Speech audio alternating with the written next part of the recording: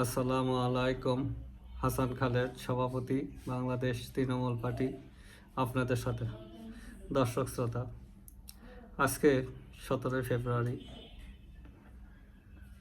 13তম সংসদের সদস্যগণ ওথ নিয়েছেন, শপথ বাক্য পাঠ করেছেন প্রধান নির্বাচন কমিশনারের সাথে কাছ থেকে।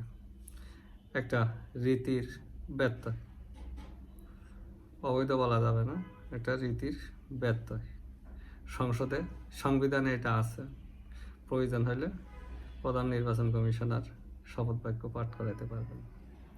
তবে বাংলাদেশ তৃণমূল পার্টির বিশ্লেষণে এটা নেওয়াটা ঠিক হয় না এই সংসদ সদস্যদের, কারণ সংসদ সদস্যরা চালিকা শক্তি হলো সংসদের, আর সংসদ হলো সার্বভৌম।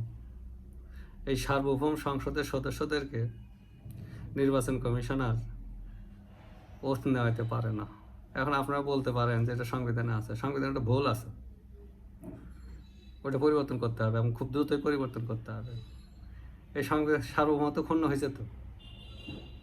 আর সবচেয়ে মজার কথা হলো, আমরা এত রাজনীতি করি, এত কিছু করি, আমাদের সার্বভৌমত্ব নিয়ে চিন্তা করি না, বলেন না? সার্বভৌমত্ব নিয়ে চিন্তা করতে হবে এবং সংসদ সদস্যদের মর্যাদাক্রমে, জাতীয় মর্যাদাক্রমে টপে রাখতে হবে, জনগণের পরেই টপে রাখতে হবে। কারণ ওই সংসদ কিন্তু সার্বভৌম, বঙ্গভবন সার্বভৌম না, হাইকোর্ট, সুপ্রিম কোর্ট সার্বভৌম না, ওই একটাই সার্বভৌম সংসদ। এটা আমাদের মনে রাখতে হবে। কাজটা খুব বাজে হয়েছে এবং গর্হিত কাজ হয়েছে, নিজেদের ইজ্জত নিজেরা বিকায়া দিছি। তো এটা খুব শোভন কাজ হয়নি, ভবিষ্যতে জন্য একটা বাজে দৃষ্টান্ত হয়ে থাকবে। তারপরে মন্ত্রিপরিষদ, প্রধানমন্ত্রী সহ তারা শপথ নিয়েছেন খোলা আকাশের নিচে। এই কাজটা প্রমাণ করেছে যে আমরা এখনও সভ্যতা থেকে অনেক দূরে আছি, আবেগ দিয়ে কাজ হয় না। এটা একটা দৃষ্টান্ত স্থাপন করার জন্য, একটা পার্থক্য স্থাপন করার জন্য এই কাজটা করছে, কিন্তু যারা করছে তারা ভালো কাজ করে নাই, তারা এটা রীতির বরখেলাপ করছে। রীতি আর আইনের মধ্যে কোনো পার্থক্য থাকে না, এস্টাবলিশ রীতি দিয়েও বিচার করা যায়। তা আমাদেরকে আজকে প্রমাণ হলো যে আমাদের দেশে ঘর বাড়ি নাই। বঙ্গভবনে এই ওত যে এতদিন নিচ্ছে, ওটা সমস্যা কী ছিল? এটা খোলা আকাশের নিচে হবে কেন? এটা রাজনীতি। 18 কোটি মানুষ এই দেশের মালিক, কোনো আবেগ কাজ করতে পারে না, কোনো আবেগই কাজ করতে পারে। মানুষ আবেগ আপ্লুত হয়ে ভোট দিতে পারে, কিন্তু চর্চার সময়, আইন মানার সময়, রীতি মানার সময় কঠোর হতে হয়।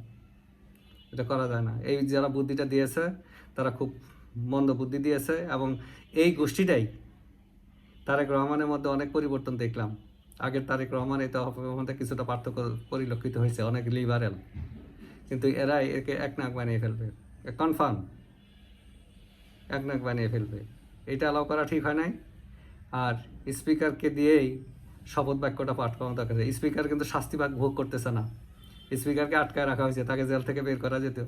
আর আমরা জানি ওই ডেপুটি স্পিকার আর প্রধান স্পিকার যেটা ছিল, স্পিকার শিরিন শারমিন, ওনাকেও পাওয়া যেত। উনি নাগালের মধ্যেই ছিল বলে আমরা জানি আর কি, এটা আওয়াজ আছে, কোথায় আছে তা জানি না, যে নাগালের মধ্যেই আছে, তাকে এনে ওই শপথ বাক্য পাঠ করা যেত।